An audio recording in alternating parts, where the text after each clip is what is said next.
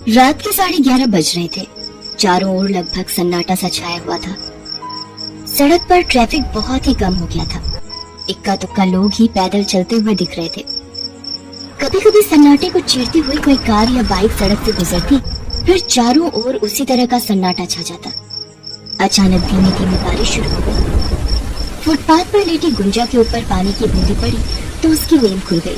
उफ, ये बारिश कहाँ से आ गई? मुझे कहीं छिपना पड़ेगा नहीं तो भीग जाऊं। लेकिन बारिश अचानक से बहुत तेज हो गई। वो भीगने लगी। उसने इधर उधर देखा लेकिन छिपने की कोई जगह उसे नहीं दिखाई दी। वो लगातार भीगती जा रही थी। अचानक उसकी नजर दूर एक चाय की टपरी पर गई। दुकान बंद हो चुकी थी। वो भागकर उसकी शर्ट के नीचे छिप गई, लेकिन इतनी देर में वो आधी से ज्यादा भीग गई थी। मेरे कपड़े तो लगभग गीले हो गए। इन गीले कपड़ों में ठंड भी लग रही है मुझे। गुंजा खुद से ये बातें कर रही थी कि बाइक में बैठे हुए दो लोग, जिनका नाम किशोर और राणा था, उसने चाय की टपरी के पास अपनी बाइक रोकी। फिर वो दोनों लड़खड़ाते हुए चाय की टपरी के शेड के नीचे छिपने के लिए आ गए। उनके लड़खड़ाते कदम बता रहे थे कि वो नशे में है। गुंजा उन्हें देखकर डर गई। वो दोनों लोग गुंजा को अजीब नजरों से घूर घूर कर देख। राणा, आज ज्यादा चढ़ी नहीं है भाई, ठीक कर रहा तू। लेकिन अब तो सारी दुकानें बंद हो गई होंगी। राणा, आज कुछ और नशा किया जाए क्या? तू सही भाई है मेरा, मैं भी यही सोच रहा था। गुंजा बेचारी सहमे हुई सी उन दोनों की बातें सुन रही थी। नशे में धुत उन दोनों की बातें सुनकर उसके दिल की धड़कनें तेज हो गई थी। वो वहाँ से भागना चाहती थी। किशोर, सोच मत, काम कर।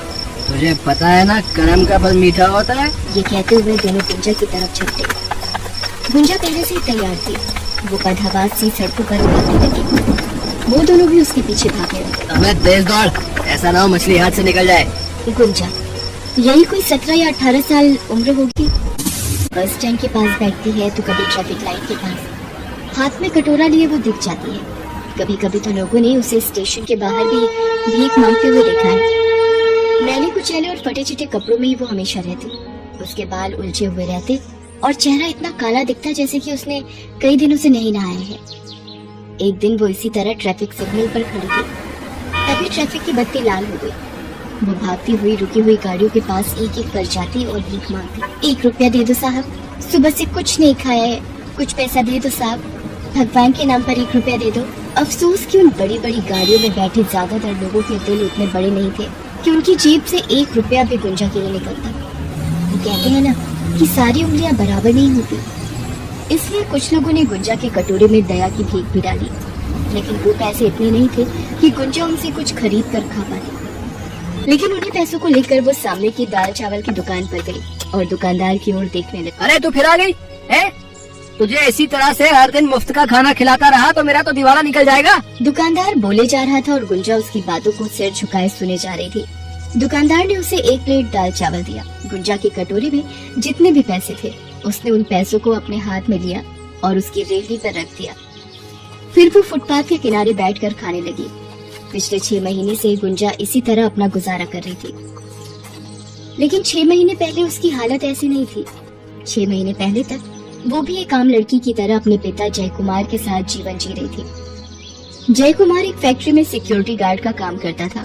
लेकिन एक दिन फैक्ट्री में उसे हार्ट अटैक आ गया और उसकी मौत हो गई। बाबा ये क्या हो गया मेरे बाबा को? गुंजा की माँ तो सालों पहले गुजर गई थी। उसके चाचा चाची थे लेकिन वो सिर्फ नाम के रिश्तेदार थे। गुंजा के पिता की मौत के बाद उन्होंने थोड़े दिन तो उसे अपने पास रखा, लेकिन वो सिर्फ नाम के ही रिश्तेदार थे। गुंजा के पिता की मौत के बाद उन्होंने थोड़े दिन तो उसे अपने पास रखा, लेकिन उन थोड़े दिनों में ही गुंजा का जीवन उन्होंने नरक के समान बना दिया। उनके चाचा और चाची के लिए तो वो बिना पगार की एक नौकरानी थी, जिनके आगे वो बस काम भर का रूखा सूखा खाने को डाल देते थे। एक दिन की बात है, दिन भर काम करने के बाद उसकी चाची ने 2 दिन पुरानी बासी रोटी उसके आगे डाल। चाची, थोड़ा अचार ले लूं? हाँ ले अचार।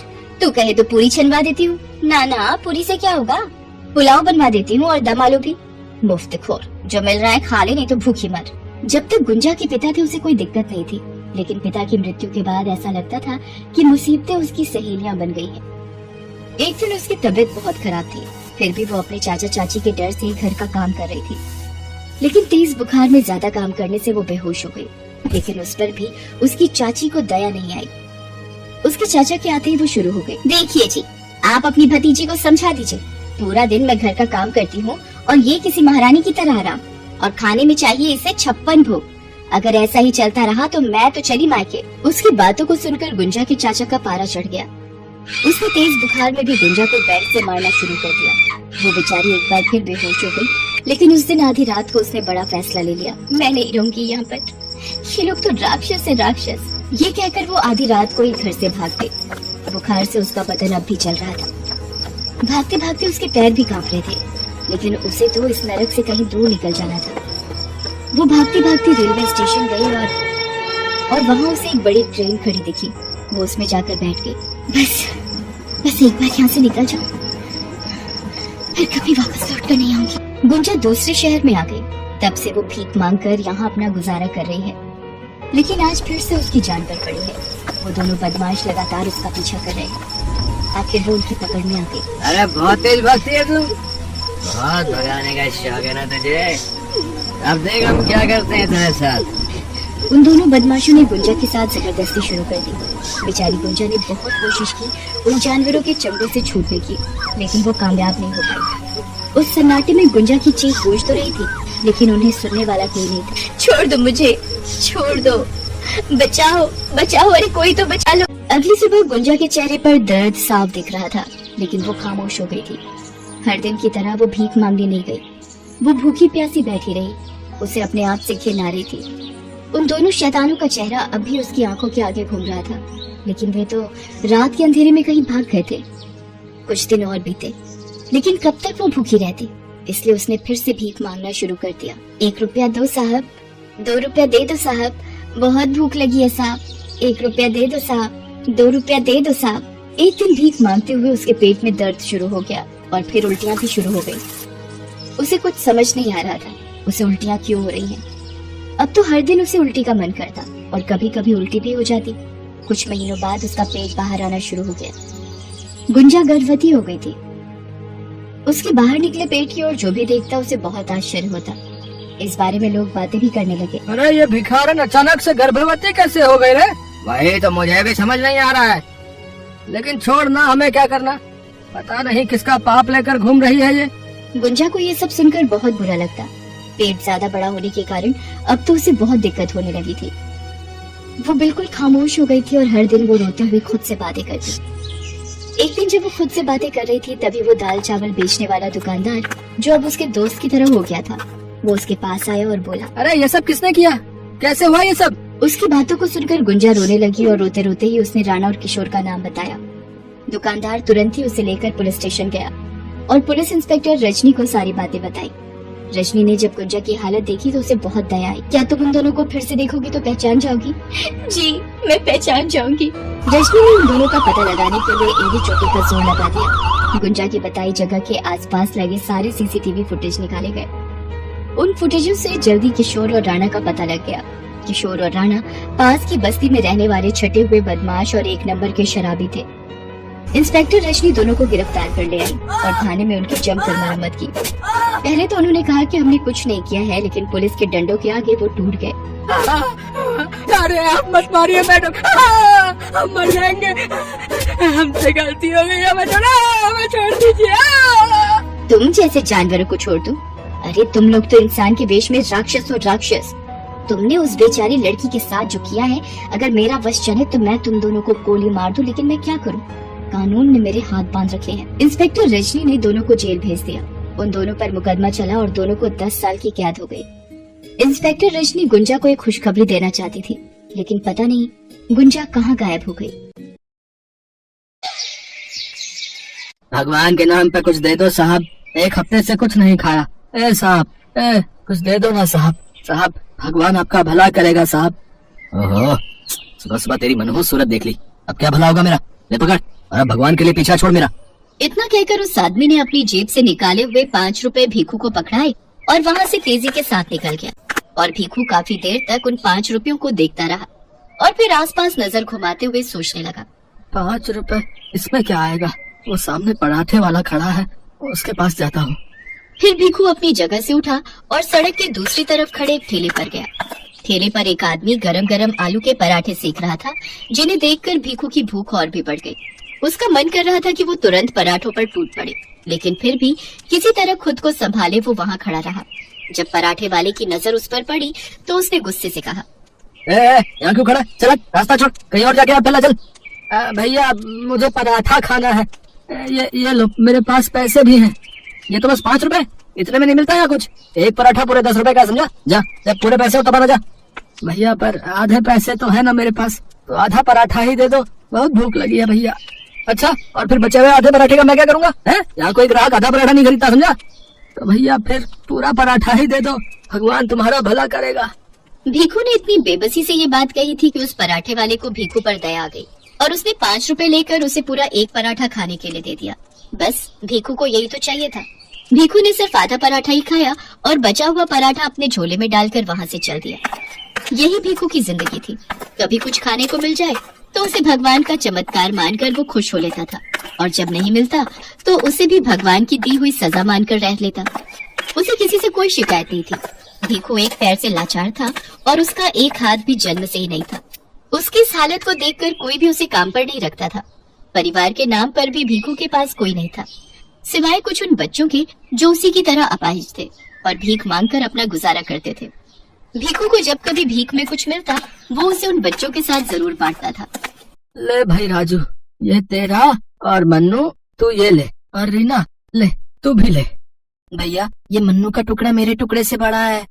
हाँ तो क्या हुआ, खाने देना उसे, और तू चिंता क्यों करता है? भगवान ने चाहा तो कल और कुछ मिल जाएगा, और क्या पता आज से ज्यादा ही मिल जाए। भीखू की बात सुनकर वो तीनों बच्चे मुस्कुरा दिए और फिर चैन की नींद सो गए। भीखू के जैसे ये बच्चे भी अनाथ थे, लेकिन फिर भी अकेले नहीं थे।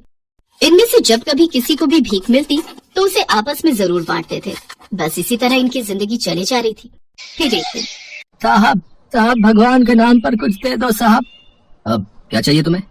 अब जो आपकी इच्छा हो साहब, पैसे, खाना, कपड़े, कुछ भी दे दो साहब, इस गरीब का भला हो जाएगा। अभी रुको, मैं बाहर आकर तुमसे बात करता हूँ। इस आदमी का नाम राजेश था, जो देखने से ही काफी अमीर लग रहा था। असल में राजेश शहर का एक बड़ा बिजनेसमैन था और उस वक्त अपनी महंगी गाड़ी में बैठकर एक मीटिंग के लिए जा रहा था। लेकिन जब उसकी गाड़ी की खिड़की पर भीखू भीख मांगने के लिए आया तो बाकियों की तरह उसने भीखू को हड़काया नहीं, बल्कि गाड़ी से बाहर आकर भीखू से बड़े ही सुलझे अंदाज में बोला, हाँ भाई, तुम्हें मैं पैसे भी दे सकता हूँ, खाना भी खिला सकता हूँ, और पहनने को कपड़े भी दे सकता हूँ, वो भी अभी के अभी। लेकिन एक समस्या है।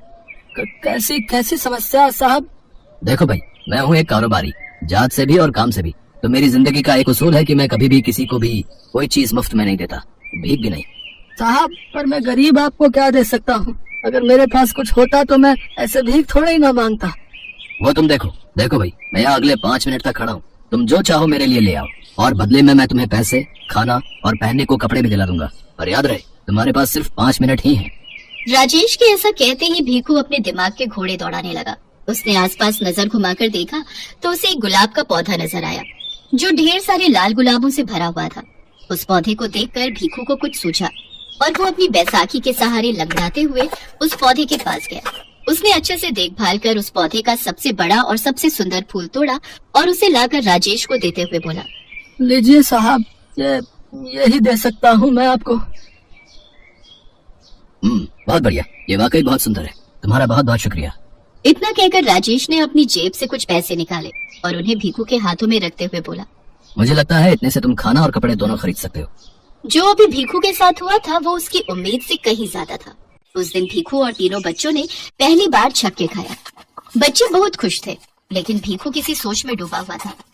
क्या हुआ भैया, खाओ ना। कुछ सोच रहा हूँ राजू, अब तू खाना खा। उस दिन जो कुछ हुआ उसने भीखू के दिलो दिमाग पर गहरा असर डाला था। असल में भीखू को पहली बार ये एहसास हुआ था कि जिंदगी में जरूरत से ज्यादा भी हासिल किया जा सकता है। अगले ही दिन सुबह सुबह भीखू एक सरकारी बगीचे में गया और उसने ढेर सारे फूल तोड़कर अपने झोले में रख लिए। फिर उन फूलों को लेकर वो उस चौराहे पर गया जहाँ हर रोज भीख मांगने के लिए खड़ा होता था। लेकिन इस बार उसने किसी से भीख नहीं मांगी, बल्कि सबको आगे बढ़कर सुंदर फूल देने लगा।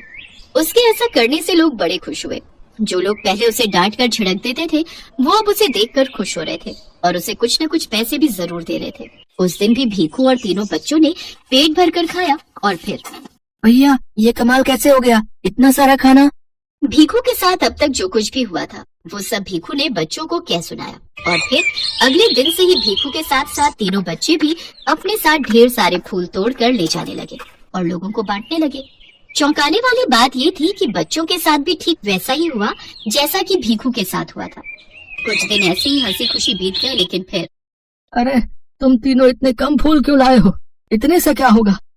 भैया वो आज बगीचे के गार्ड ने हमें फूल तोड़ते देख लिया, डंडा लेकर हमारे पीछे दौड़ गया था।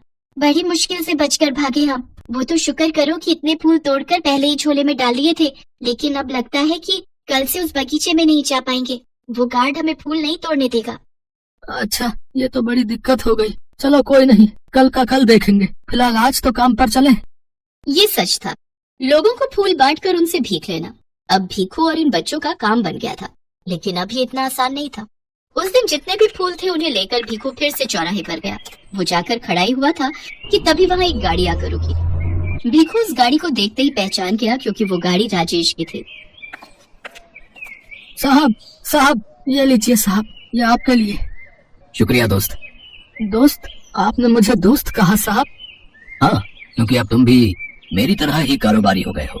तुम्हारे बारे में सुना मैंने, यहाँ सब तुम्हारी ही बात करते हैं, तुम्हें फूलों वाला भिखारी कहकर बुलाते हैं और कई लोग तो तुम्हारा इंतजार भी करते हैं। लेकिन अभी भी बस एक दिक्कत है कि लोग तुम्हें अब भी भिखारी ही मानते हैं। ये मुझे अच्छा नहीं लगा। इतना कहकर राजेश ने फिर से भीखू के हाथ में कुछ पैसे रखे और वहाँ से चला गया। उसके जाते ही भीखू एक बार फिर सोच में पड़ गया। एक बार फिर राजेश ने भीखू को नई दिशा दी थी। राजेश से मिले पैसों को लेकर भीखू फौरन वापस अपनी झोपड़ी में गया, जहाँ तीनों बच्चे उसका इंतजार कर रहे थे। भैया अच्छा हुआ आप आ गए। देखो ना ये मन्नू जिद कर रहा है कि आज पाव भाजी खाएगा और मैं बोल रहा हूँ कि आज छोले भटूरे खाते हैं ना। नहीं, खाना मैं लेकर आया हूँ, हम वही खाएंगे और अब से पैसे बचा कर रखेंगे। पर वो क्यों भैया, हमें पैसे बचाकर क्या करना है? फूल उगाने हैं। भीखू की कही बात को समझने में बच्चों को जरा भी देर नहीं लगी। उन सबके पास जितने भी पैसे थे उन सब से उन्होंने ढेर सारे पौधे खरीदे और फिर उन्होंने हाईवे के किनारे की सरकारी जमीन में रोप दिया। फिर सभी मिलकर उन पौधों की बहुत अच्छे से देखभाल करने लगे। कुछ ही हफ्तों में वो सभी पौधे सुंदर और रंग बिरंगे फूलों से भर गए। देखो भैया, अब कितने सारे फूल हैं हमारे पास। अब हम फिर से एक साथ भीख मांगने जा सकते हैं। नहीं, हम जाएंगे तो जरूर, लेकिन भीख मांगने नहीं बल्कि कारोबार करने। क्या मतलब भैया? भीख मांगने से बेहतर है कि हम इन फूलों को बेचकर पैसे कमाएं और फिर जो पैसे मिले उनसे और पौधे लगाएं, फिर और ज्यादा कमाएं। आखिर कब तक भिखारी ही रहेंगे? क्यों, सही कहा ना मैंने? भीखू ने आज कुछ ऐसा कहा था जिसे सुनकर तीनों बच्चों को बहुत ही अच्छा लग रहा था, क्योंकि अब वाकई उन्हें जो भविष्य दिख रहा था वो एक भिखारी होने से कहीं बेहतर था।